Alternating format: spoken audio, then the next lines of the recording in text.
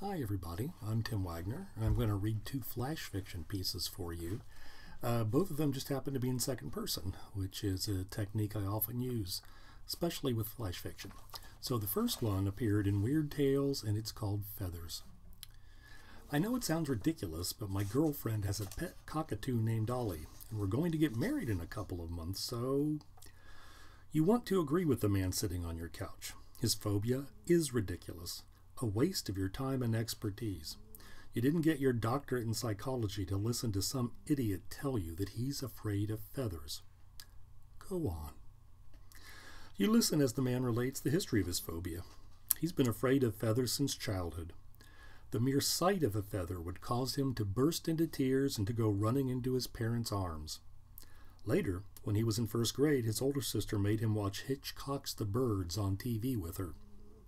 The whole movie was scary, but when it got to the scene of a woman whose eyes had been pecked out, the man shudders from head to toe, his complexion pale.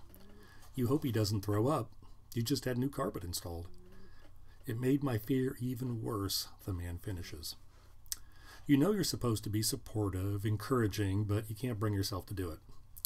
Your phobia is nothing more than a mild neurosis. It's not worth the money you're paying me to treat it. What's more, it's boring. Worse, it's insignificant. The man looks shocked, as if you just slapped him hard across the face. You should regret this, but you don't.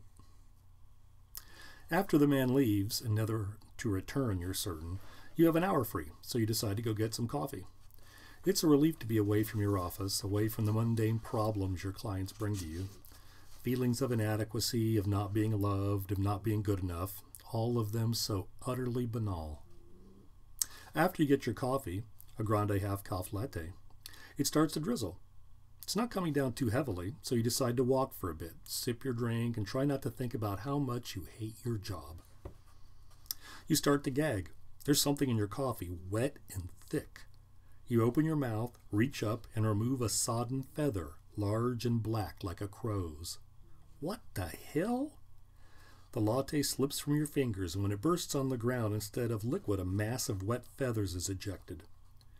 You throw aside the feather you pulled from your mouth and start heading back toward your office at a fast walk, nearly running. You don't know what's happening to you, but you know you need to get off the street, get somewhere where it's quiet so you can calm down, regain control of yourself. The words you said about your client's fear come back to you now. It's boring. Worse, it's insignificant. You feel a sharp sting on the back of your hand. You look down, see a line of blood just above your knuckles. How did you feel another sting? This one on your cheek, then one on your forehead, your other hand, your neck. The rain has gotten heavier, but you realize it's not water falling from the sky anymore. It's feathers. All lengths and hues, from plain browns and blacks to lustrous reds and greens. Their edges are razor sharp, and when they slide across your flesh, they part skin as easily as a hot knife slicing through butter. It's an hallucination, an incredibly vivid one, but it isn't real. It can't be. You look to your fellow pedestrians to see how they're reacting, to see if any of them have been cut. They gaze upon you with eyes like glossy black marbles. Their hands are claws, sharp talons, skin rough and pebbly, and their heads are those of birds. Sparrows, hawks, ravens, parakeets, vultures, blue jays, cardinals, and more. The feather rain is coming down harder now, but it has no effect on them. Why would it? They're already covered in feathers. Your skin is a crosshatch of blood now, the cuts burning like fire. You back away from the bird heads, holding up bleeding hands as if to ward them off. You want to apologize, want to shout out that you've learned your lesson, that no one's problems, whatever they may be, are insignificant, and with this admission, hopefully, make this madness go away. But when you try to speak, all that comes out of your mouth is a raucous caw and a gout of ebon feathers. Okay, the second story, this originally appeared in Campfire Macabre. It's called The Sharp Edge of Midnight. You walk down an old country road, desiccated cornstalks flanking you on either side. Dead stalks stir in the night breeze, dry leaves rustling, the sound like hundreds of hard-shelled insects crawling over one another. You find this pleasant, even soothing, and beneath the cold, hard features of your mask, you smile. Your black-gloved hand tightens around the wooden handle of a butcher knife, the blade gleaming like silver liquid in the light from the swollen moon overhead. The knife is new. You purchased it just for tonight, honed the edge to razor sharpness, and you can't wait to put it to work. You walk faster. Soon you're striding through the streets of this tiny Midwestern town. 1- and 2-story houses set too close together, small yards, neatly kept for the most part, streets lined with large oak trees. There are no streetlights. Folks here don't want to spoil the homey ambience of their neighborhoods with gaudy fluorescence, and you appreciate their aesthetic. The darkness allows you to walk in the open without need to skulk around in backyards, moving quickly from one shadow to another for concealment. You don't have particular requirements when it comes to selecting victims. Death is a beautiful gift deserved by all, so you wait for a house to call to you. Eventually one does, a ranch with a black roof, black shutters, and pale yellow siding that makes you think of an anemic banana. The thought is humorous and you almost laugh, but all you allow yourself is a soft chuff of breath. Silence is important in your line of work. You start toward the house.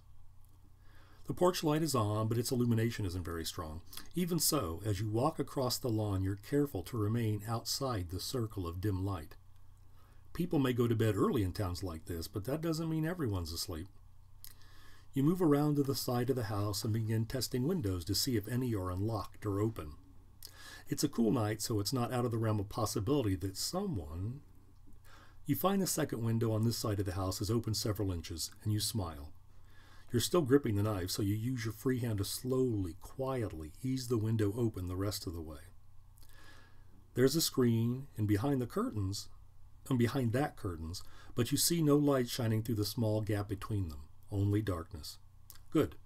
If there's anyone in this room, they're most likely asleep. It takes only a moment to cut the screen and toss it soundlessly onto the grass.